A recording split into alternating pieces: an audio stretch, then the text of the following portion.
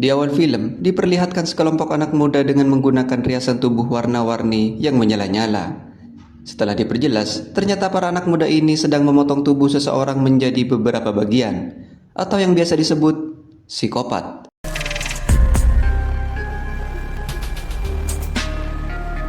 Di waktu yang bersamaan, datang seorang detektif kepolisian bernama Seong Yun. Dia ditugaskan untuk memantau para psikopat tersebut secara diam-diam. Perlahan-lahan, Seong Yun mulai mendekati basecamp psikopat tersebut, namun sayangnya, langkahnya terlalu masuk ke dalam hingga membuat dirinya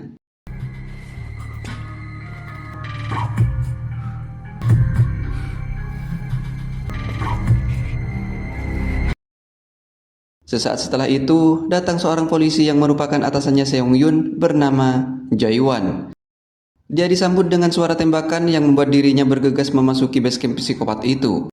Di dalam, Jae-won menemukan Seong Yun sudah terkapar dengan kondisi kritis.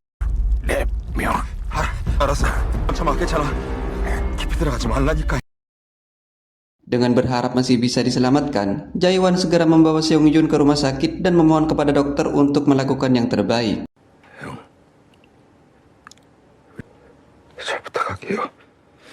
Di ruang tunggu, datang seorang wanita yang merupakan istri Seong Yun yang juga merupakan adik Jae-won, yang berarti bukan hanya merupakan partner kerja, Seong Yun ternyata adalah adik iparnya Jae-won. Dengan kesedihan yang teramat mendalam, Jae-won mencoba menenangkan adiknya sembari berkata akan membalaskan perbuatan para psikopat itu. Di kantor penyelidikan, terlihat para kepolisian sedang mengadakan rapat untuk penangkapan para psikopat itu. Mereka dikirimkan situs yang berisikan para korban yang sudah dihabisi oleh para psikopat. Terkonfirmasi, korban yang berjatuhan sudah berjumlah 8 orang. Tidak hanya itu, di situs tersebut juga berisikan ejekan untuk para kepolisian karena sampai saat ini belum bisa menangkap mereka. Kepala polisi menyuruh untuk meretas situs mereka agar tidak disebarkan ke publik, namun sayangnya situs tersebut menggunakan IP luar negeri dan mempunyai sistem keamanan yang susah dibobol. 안 그래도 오늘 그것 때문에 회의를 소집했는데요. 모든 CCTV와 블랙박스를 뒤져서 Di saat yang bersamaan, kepolisian tiba-tiba mendapat telepon yang memberitahukan bahwa baru saja telah terjadi pembunuhan berantai yang dilakukan oleh para psikopat. Tanpa membuang waktu, para kepolisian bergegas menuju basecamp untuk melakukan penangkapan.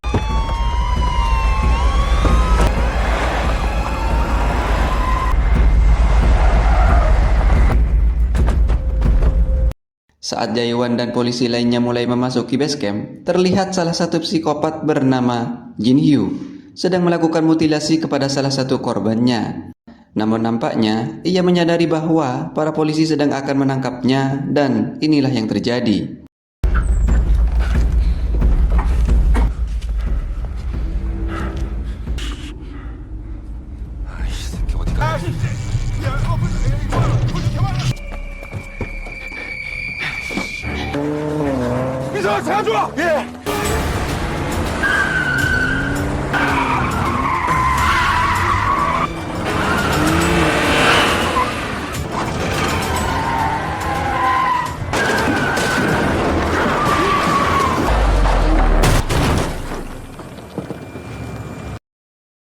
Setelah mengalami duel sengit, akhirnya Jae-won berhasil menghentikan laju mobil kopet Jin Hyo.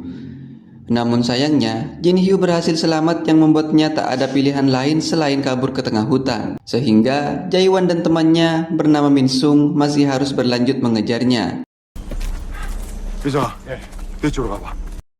Di dalam hutan, mereka kehilangan jejak yang membuat Jae-won memutuskan untuk berpencar. Namun tak lama berselang, tiba-tiba Jae-won yang tak ingin kopet itu lolos terus berusaha mengejarnya sembari menyuruh Min Sung untuk segera mengirimkan bantuan. Hingga akhirnya, kopet Jin Hyo harus menghentikan langkahnya saat mendapati jalan yang ia lewati ternyata buntu. Jae-won yang tidak menyadari ada jurang di depannya melompati Jin Hyo untuk menangkapnya, yang membuat mereka berdua terperosok ke dalam jurang itu. Hingga malam tiba, para polisi mencari keberadaan Jae-won dan kopet Jin Hyo, namun belum kunjung ditemukan.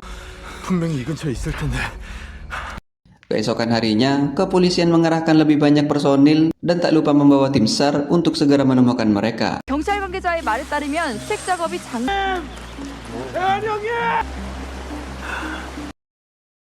Hingga 1 bulan berlalu, belum ditemukan petunjuk dan tanda-tanda dari keberadaan mereka.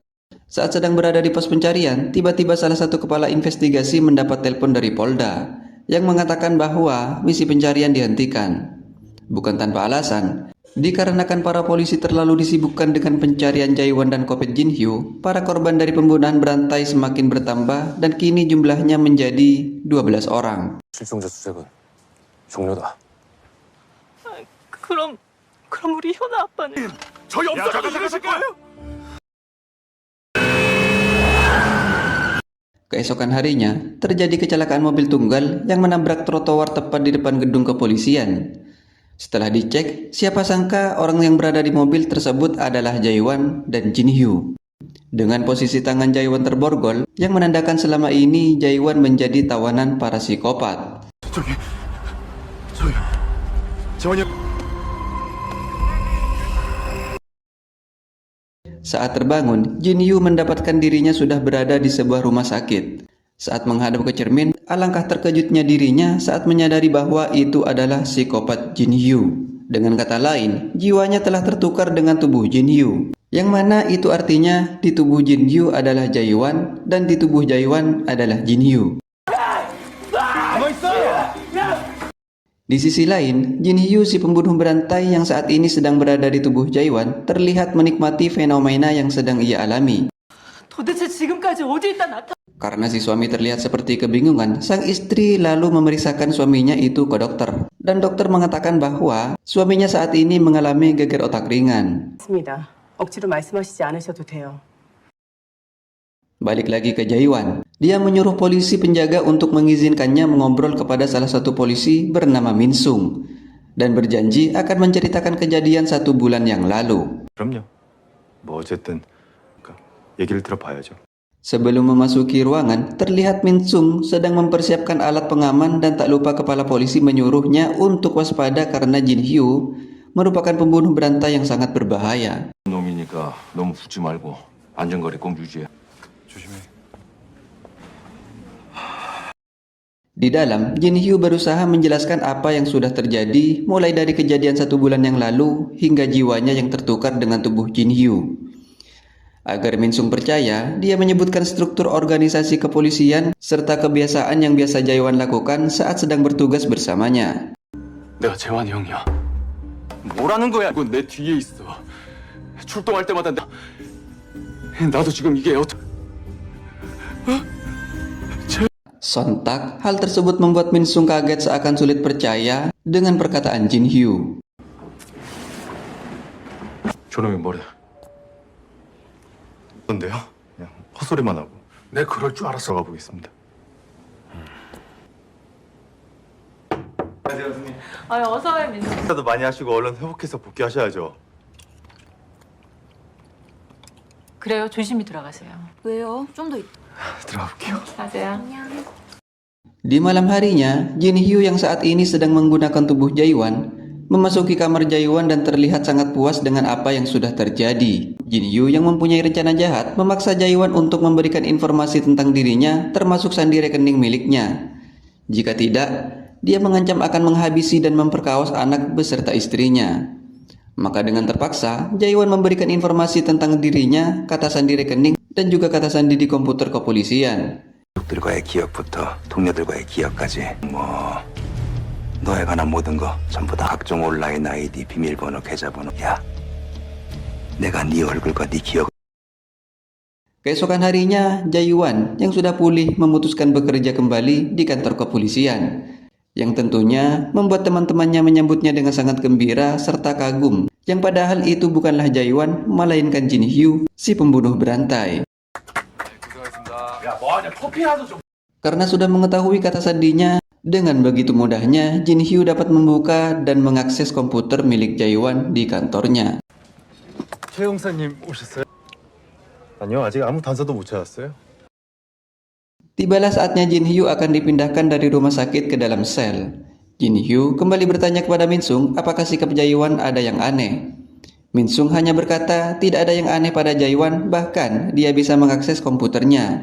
Jin Hyo pun menjelaskan bahwa dia terpaksa memberikan informasi tentang dirinya, bahkan nomor rekening dan password untuk mengakses komputernya dikarenakan dia diancam akan menodai dan menghabisi istri beserta anaknya.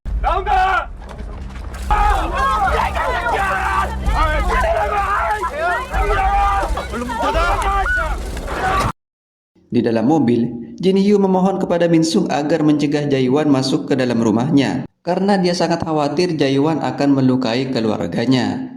민성아, 내 말 믿어달라니까! 민성아! Di dalam sel, Jin Hyo yang sudah frustasi dengan apa yang sedang dia alami, mencoba memukulkan kepalanya ke tembok hingga mengeluarkan cairan merah. Berharap jiwanya yang tertukar bisa kembali. Hal itu membuat petugas penjaga segera membawanya ke rumah sakit untuk mendapatkan pertolongan. Lalu saat sedang di dalam mobil menuju rumah sakit, Jin Hyo mencoba memberontak dan berpura-pura pingsan untuk lalu memanfaatkan kelengahan para penjaga agar dirinya bisa kabur.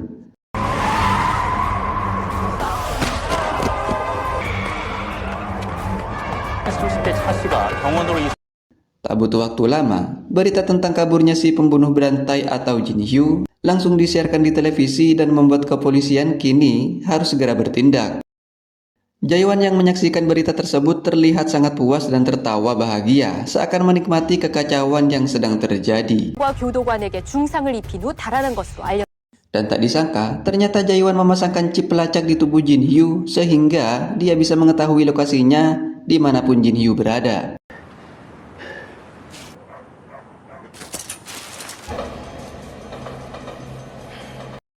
Jin Hyo yang sangat khawatir dengan anak dan istrinya memutuskan untuk mendatangi rumahnya guna untuk memantau mereka dari kejauhan.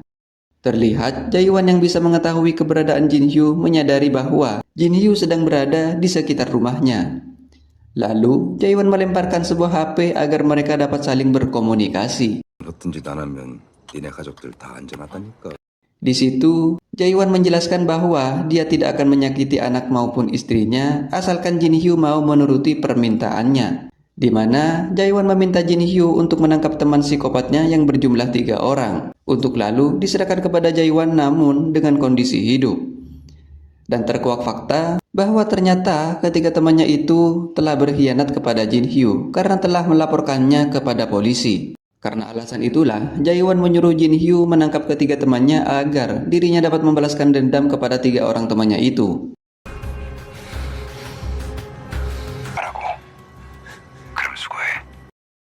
Keesokan harinya, dengan informasi yang sudah dia dapat dari Jae-won, Jin Hyo mendatangi sebuah rumah yang di depannya terdapat tumpukan sampah. Tak lupa, ia menelpon Min Sung untuk datang ke lokasinya yang sudah dia kirim. Karena Jin Hyo yakin bahwa Min Sung lah yang percaya bahwa dirinya adalah Jae-won. Di situ, Min Sung bertemu dengan seorang pria yang sudah lanjut usia yang ternyata merupakan salah satu teman psikopatnya bernama Jae-chol.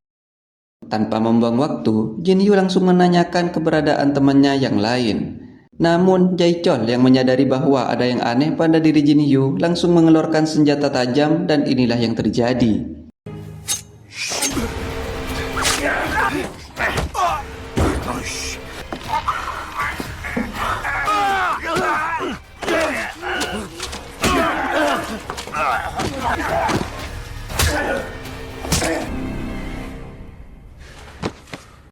Dengan didampingi oleh Min Sung, Jin Hyo segera membawa Jae-chol ke suatu tempat terpencil yang terdapat sebuah kendaraan mobil van yang sudah tak terpakai. Di situ Jin Hyo menyiksa Jae-chol habis-habisan agar mau membuka mulut tentang bagaimana cara mereka menghabisi para korbannya dan menanyakan di mana keberadaan teman-temannya yang lain.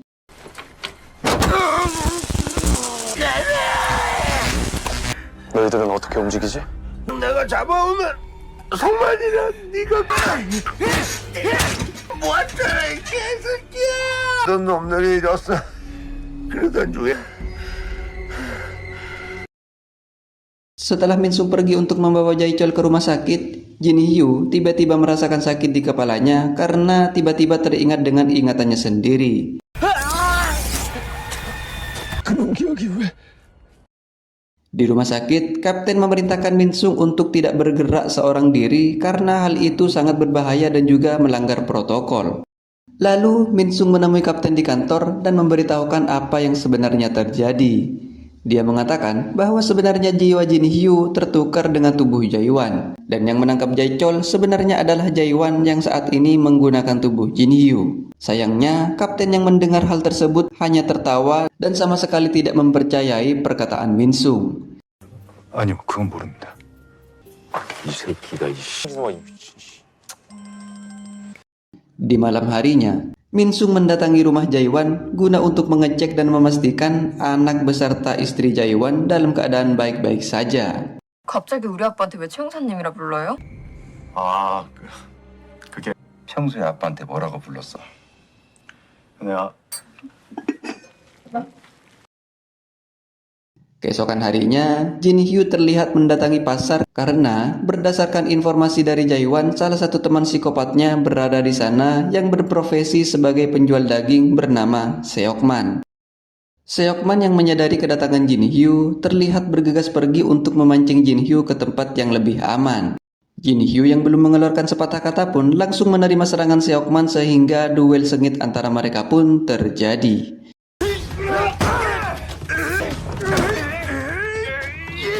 내가 적당히 자르면서 근데 이 미친 새끼야 그 왜 5만 사람들 그래도 재밌으니 Di sini terungkap bahwa alasan teman-temannya melaporkan Jin Hyo ke polisi karena dirinya sendirilah yang memposting video ke internet saat melakukan mutilasi kepada para korban. Saat Jin Hyo hampir berhasil menghabisi Seokman, tiba-tiba ingatannya sendiri kembali muncul. Sehingga Seokman dapat dengan mudah melumpuhkan Jin Hyo. Setelah tersadar, Jin Hyo sudah mendapati dirinya dengan posisi tergantung dengan kepala yang berada di posisi bawah. Seokman pun menyiksa Jin Hyo persis seperti apa yang dia lakukan kepada para korbannya.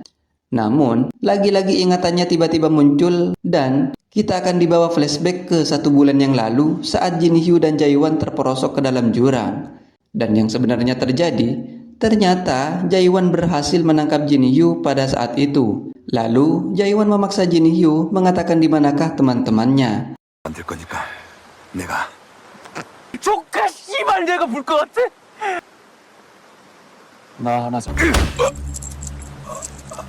Karena Jin Hyo tidak mau memberitahukan keberadaan teman-temannya, Jae-won pun mempunyai ide di mana dia membawa Jin Hyo ke tempat sekolahan yang sudah terbengkalai untuk lalu menyiksanya di sana hingga dia memberitahukan keberadaan teman-temannya.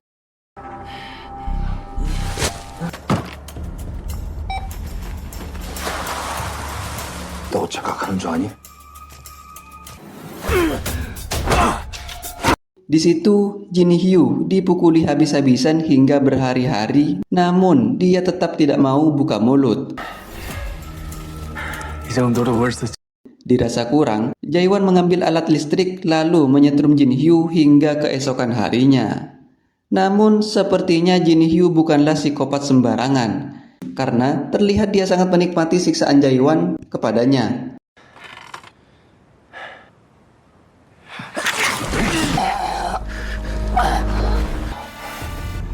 어때? 무릎 꿇고 공범들 Saat sedang istirahat, Jae-won mendengar berita bahwa korban pembunuhan berantai sudah berjumlah 13 orang. Yang itu artinya, pelaku pembunuhan itu tidak lain dan tidak bukan adalah temannya Jin Hyo yang belum tertangkap. Karena tetap tidak mau memberitahukan keberadaan teman-temannya, Jae-won mempunyai ide gila di mana dia segera menemui dokter ahli forensik lalu meminta beberapa serum yang digunakan FBI untuk mencuci otak pelaku kriminal agar mau berkata jujur. 각성제를 6대 4에 비율시켜 그 취조 대상을 메틸페니데이트 모다피. Setelah mendapatkan serum yang dimaksud, dengan segera Jae-won menyuntikkan serum tersebut ke dalam tubuh Jin Hyo.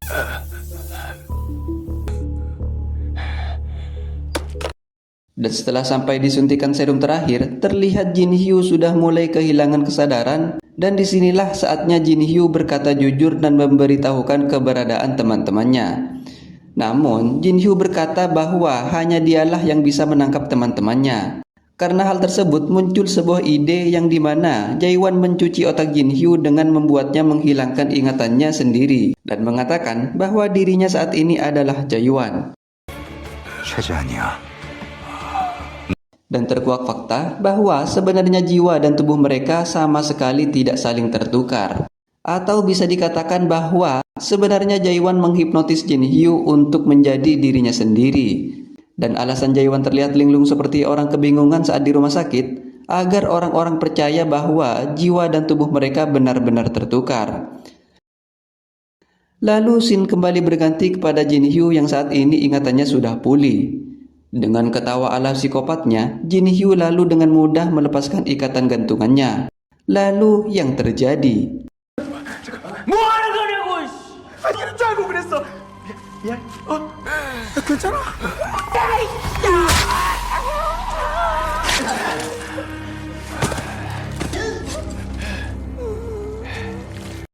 Min-sung yang mendapat telepon dari Jin-hyo yang saat ini ingatannya sudah pulih menyuruhnya untuk masuk ke dalam ruangan tersebut. Min-sung yang belum menyadari bahwa yang di depannya bukan lagi Jae-won terlihat khawatir dengan kondisi Jin-hyo. Lalu dia mengecek jasad Seokman, namun tanpa dia sadari dari belakang Jin-hyo bersiap-siap untuk menghabisi dirinya. Dan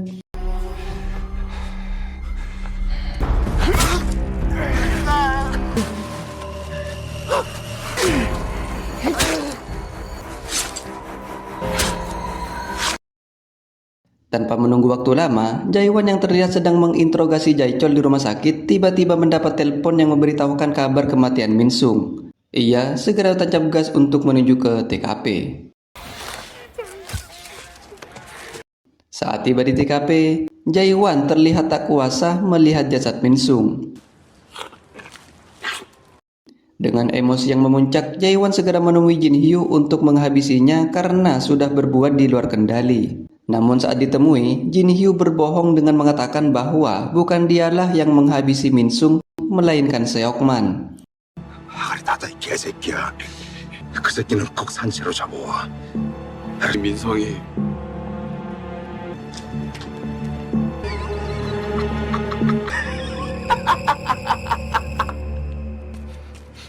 Di dalam mobil, Jae-won tak kuasa menahan air matanya karena akibat rencananya rekan terbaiknya yaitu Min-sung harus mati di tangan para psikopat itu.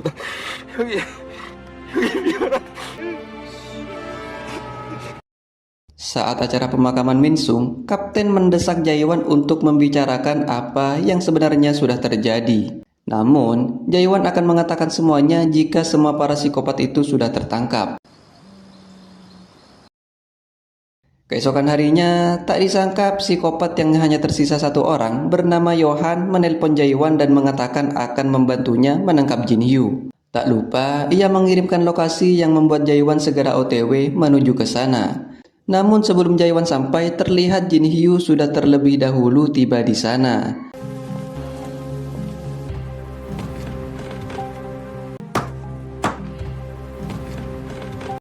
Awalnya, Jin-hyo mengajak Yohan bekerja sama untuk menangkap polisi yang sudah mencuci otaknya, yaitu Jae-won. Namun, nampaknya Yohan sudah tidak mau lagi menjadi bagian dari aksi kekejaman Jin-hyo. Yohan juga mengatakan bahwa dia sudah menelpon si polisi detektif yaitu Jae-won untuk datang ke tempatnya. Sontak hal tersebut membuat Jin-hyo sangat marah dan inilah yang terjadi.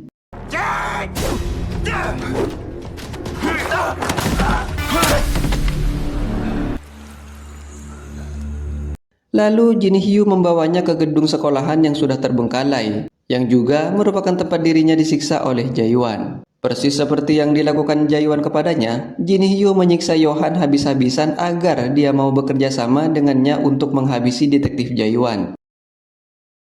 Di saat yang bersamaan, Jae-won yang sedang akan menuju ke tempat mereka terlihat diikuti oleh sang kapten.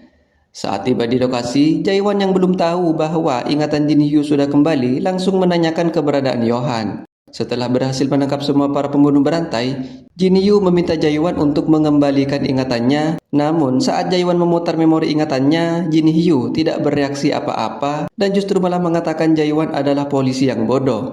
Karena sebenarnya ingatan Jin Hyo sudah kembali sebelum waktunya. Jin Hyo juga mengatakan bahwa sebenarnya yang menghabisi Min Sung bukanlah Seokman, melainkan dirinya. Namun sayangnya, saat Jae-won akan menghabisi Jin Hyo, dari belakang dia mendapat serangan dari Yohan yang ternyata otaknya sudah dicuci oleh Jin Hyo untuk menghabisi Jae-won.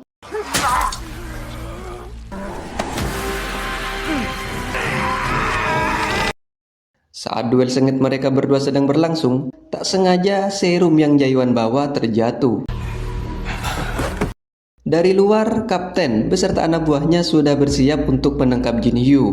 Entah apa yang sudah terjadi, Jin Hyo keluar dengan sendirinya dan mengaku bahwa dirinya adalah Jae-won. 형님, Yang secara otomatis membuat kapten beserta anak buahnya kebingungan akan perkataan Jin Hyo.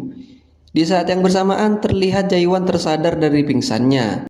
Film lalu flashback ke belakang yang ternyata Jin Hyo berhasil menancapkan serum pengontrol pikiran ke tubuh Jae-won. Lalu Jin Hyo mencuci otak Jae-won dengan mengatakan bahwa mulai saat ini dirinya adalah Jin Hyo. 형님, 저 차진혁 새끼. Dan secara otomatis saat Jae-won keluar, dia dengan lantang mengatakan bahwa dirinya adalah Jin Hyo.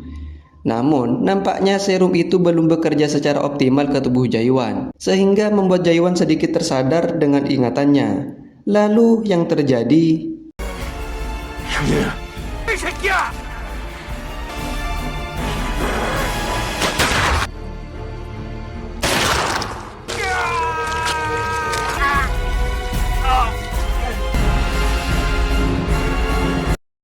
Polisi menembak Jae-won bertepatan dengan dirinya yang berhasil menghabisi Jin Hyo. Dan film pun tamat.